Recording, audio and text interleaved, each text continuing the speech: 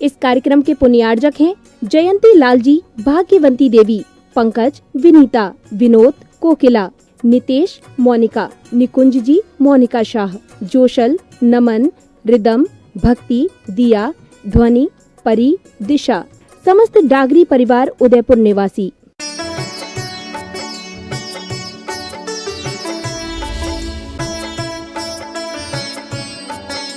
छूले जमीन, छूले आसमान, जमीन की तलाश मत कर। छू लो आसमान, जमीन की तलाश मत कर। जीले जिंदगी, खुशी की तलाश मत कर।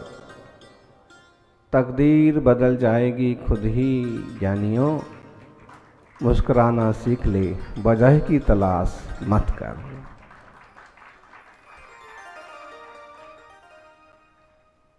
छू लो आसमान, आसमान छूने की कोशिश करो।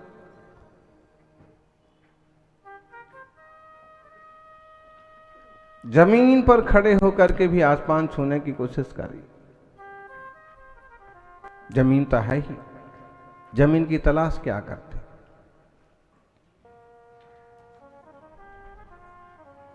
जिंदगी जी लो, खुशी की तलाश मत कर। खुशियां ढूंढोगे तो खुशियां नहीं मिलेंगी, और हर पल में वर्तमान में जियोगे तो वर्धमान की तरह खुश रहोगे। जितना इंसान आगे पीछे का सोचता है उतना ज्यादा दुखी और परेशान हो जाता है। वर्तमान में जो रहता है और आत्म सम्मुख रहता है वो सुखी और आनंदित रहता है। तकदीर तो खुद बदल जाएगी, तुम बदलने की क्या कोशिश करते हो। मुस्कुराना सीख लो, वजह की तलाश मत कर। मुस्कुराने की कोई वजह तो होना चाहिए, बोले खुशी की कोई वजह तो होना चाहिए। जो खुशी और जो मुस्कुराहट किसी वजह से होती है, वो वजह के मिट जाने पर खुशी भी मिट जाती है। लेकिन जो खुशी, जो मुस्कुराहट बेवजह होती है, वो हमेशा बनी रहती है। जैसे तीर्थंकरों की शांत मुद्रा, जैसे मुनियों की प्रशांत मुद्रा, कि उन्हें वह किसी बिना वजह की है। उसकी वजह कोई बाह्य पदार्थ नहीं है, उस खुशी की वजह है आत्मोपलब्धि, परिपूर्ण स्वरूप की समझ, आत्मसंतुष्टि। और जिस व्यक्ति ने आत्मसंतुष्टि पाई, अपने आप में परिपूर्णता पाई, उसे किसी और वजह की तलाश करने की जरूरत नहीं है। इंसान तब तक दुखी रहता है जब तक वह सही बात को नहीं समझता है, और सही बात को समझ जाए तो वह दुख भी भूल जाता है, सहज सुखी हो जाता है। तब तो ज्ञानी जो होते हैं वो सहज सुखी और सहज आनंदित होते हैं, क्योंकि उन्हें पता है वस्तु की यही व्यवस्था है, जैसा करेंगे वैसा भरेंगे। और अगर निष्कर्म स्वरूप का चिंतन करेंगे तो भव के पार चलेंगे। सौभाग्यशालियों, जिनवाणी बताती है अंतर्मुख होना। अभी आप सुन रहे थे बहुत छोटी सी कहानी। सेठ के यहां चोरों ने चोरी की, डाका डाला, सब कुछ लूट लिया, सब भर लिया। घर के लोग तो कोई थे नहीं, सेठ जी अकेले थे। होता है ना, कभी दुकान में अकेले ही हों, घर में अकेले ही हों। कई बार तो दुकान में कोई नहीं रहता है, चोर आराम से 12 घंटे तक, 24 घंटे तक चोरी करते रहते, चुन चुन करके चीजें लेते। कौन सी पसंद है बोल लो, जो पसंद नहीं है वो वापस ज्वेलर्स में रख दो। और सिर्फ हीरे की, सोने की कीमती चीजें ही चुराना है। सस्ती सस्ती मिलावट वाली चांदी की चीजें चुराने की क्या जरूरत है। ऐसे भी चोर होते हैं, चुन चुन करके चोरी करते हैं। और कोई चोर ऐसे होते हैं कि बिना हिसाब किताब लगाए और सीधा पूरा का पूरा बोरा उठा के भागते, और सोच रहे थे कि इसमें रुपए भरे होंगे। बाद में खोल के देखा तो रुपए तो कम, पन्नियां, पुराने कागज, कचरा ज्यादा निकला। पछताने लगे कि वहीं क्यों नहीं पहले देख लिया। हम भी कहीं ऐसा ही तो नहीं है कि बोरी तो बांध रहे हैं, लेकिन परभव में जब खोल के देखा मालूम पड़ा कि पुण्य के सिक्के तो कुछ भी नहीं है, सब फिजूल का कचरा इकट्ठा हो गया है और उससे अब मेरी आत्मा का कुछ भी भला होने वाला नहीं। तो उन्होंने सारी चीजें चुनी, फटाफट रखी, भरी, और फिर उन्होंने विचार किया कि इसे मार देने में अच्छा, कोई प्रूफ पीछे नहीं छोड़ना चाहिए, लेकिन कितना ही सातिर चोर बदमाश हत्यारा क्यों ना हो, कोई ना कोई प्रूफ पीछे छूट ही जाता है। बस उसे खोजने के लिए, उसे पकड़ने के लिए वैसे इंसान की जरूरत है।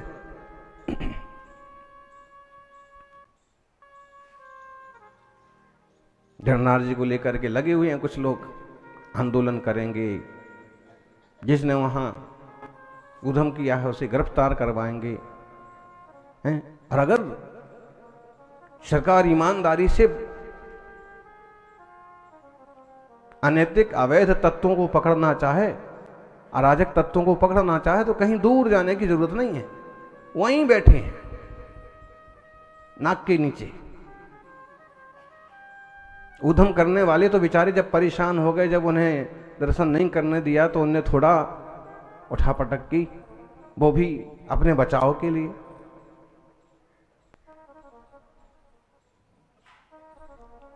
उल्टा चोर कोतवाल को डांटे वाली बातें हो रही।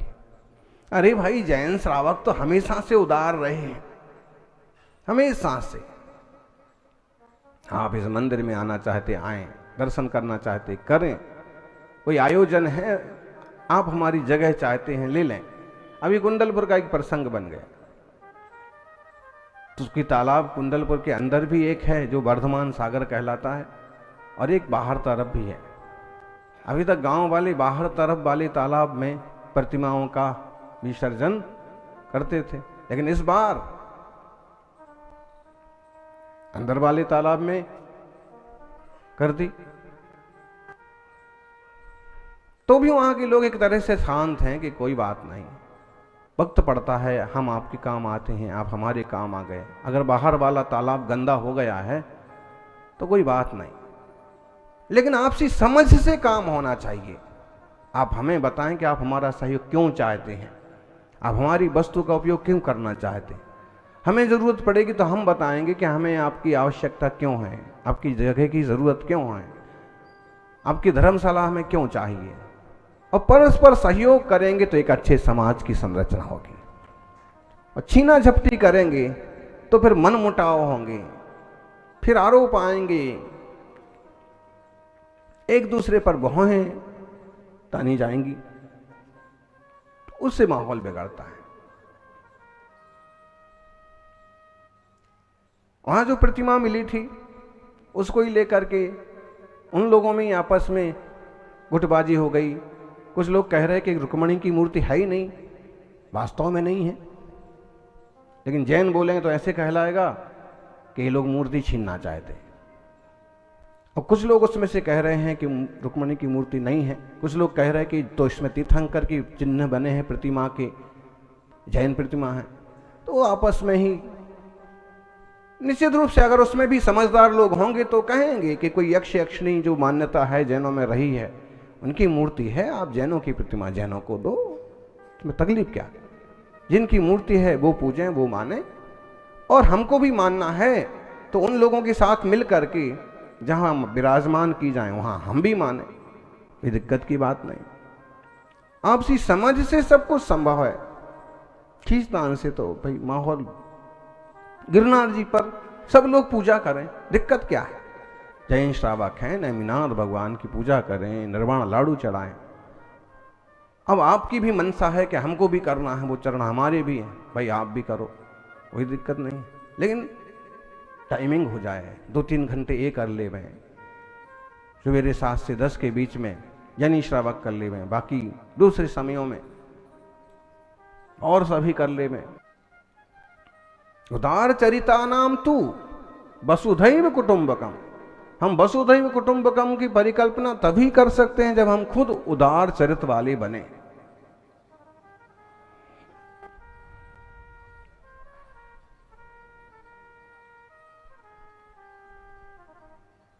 बोले कहीं एक खुदाई में तीर्थंकर की प्रतिमा प्राप्त हुई और अमुक तमुक लोग उसको फटाफट उठा करके ले गए। हमें खुदाई में मिली है, हम रखेंगे, हम पूजेंगे। श्रावकों ने उन्हें समझाया भी भाई कि आप तीर्थंकर प्रतिमा का कैसे क्या करेंगे। नहीं नहीं, हमें मिली है। अरे भाई तुम्हें मिली है तो आप इसकी पूजा की पद्धति वगैरह जानते हो? नहीं नहीं, हम तो रखेंगे, अपने हिसाब से करेंगे। ऐसे नहीं होता है। देवताओं के विधि विधान तो श्रमण संस्कृति में भी है और वैदिक संस्कृति में भी है। वैदिक संस्कृति में तो कुछ और ही ज्यादा है कि कौन से देवताओं को किस ढंग से क्या वस्तु चढ़ाना, किस ढंग से अभिषेक करना कि नहीं करना, उनके बैठने की ऊंचाई का आसन कितना ऊंचा होगा, कितना बड़ा होगा। तो ये सारी बातें अब आप न समझी में और उन्हें ले जाओ और मालूम पड़ा कि उनकी सेवा की बजाय उनकी आसाधना हो गई और तुम्हें फायदा होने के बजाय नुकसान हो गया। अब आप कहोगे पूजा तो कर रहे थे, हमें नुकसान क्यों हो गया, हमारी खेती चौपट क्यों हो गई, पानी क्यों नहीं बरसा? कहीं ना कहीं उनकी पूजा आराधना में कोई भूल हो रही है और उनकी सेवक देवी देवता तुमसे रुष्ट हो गए हैं। ये बातें हैं जो व्यवहारिक रूप से समझने जैसी हैं।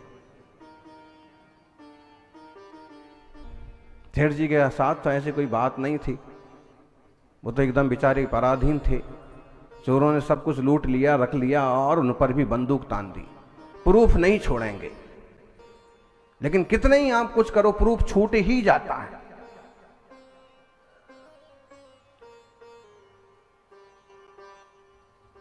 जांच करने वाले अधिकारी यदि बहुत पहने हैं ना तो वो प्रूफ पकड़ ही लेते हैं। सिगरेट के टुकड़े से बदमाश पकड़े जा सकते हैं, पांव के चिन्ह से पकड़े जाते हैं, कहीं उन्होंने हाथ से टच किया है दीवार और दरवाजे को, फिंगर प्रिंट से पकड़े जाते हैं। और आजकल तो मोबाइल आ गया है, मोबाइल खुद बताता है कि चोर किधर है, बदमाश किधर है।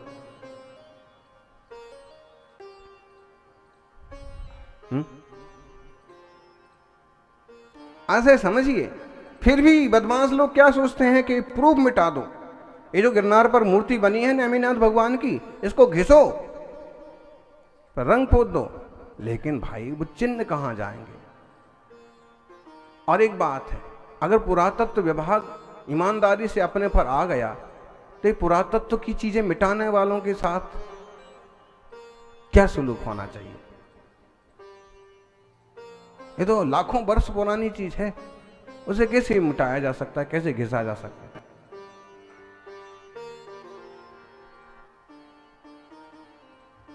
ऐसा नहीं होना चाहिए। वो हमारे देश की एक धरोहर है।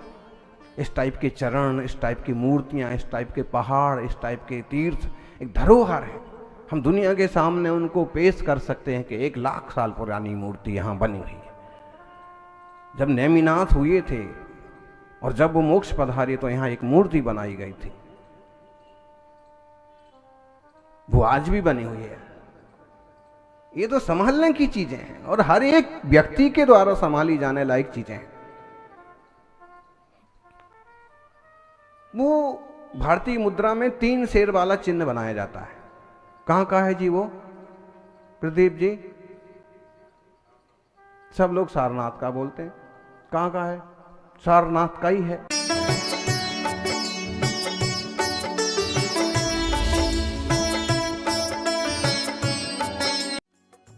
इस कार्यक्रम के पुण्यार्जक थे जयंती लालजी, भाग्यवंती देवी, पंकज, विनीता, विनोद, कोकिला, नितेश, मोनिका, निकुंज जी, मोनिका शाह, जोशल, नमन, रिदम, भक्ति, दिया, ध्वनि, परी, दिशा, समस्त डागरी परिवार उदयपुर निवासी।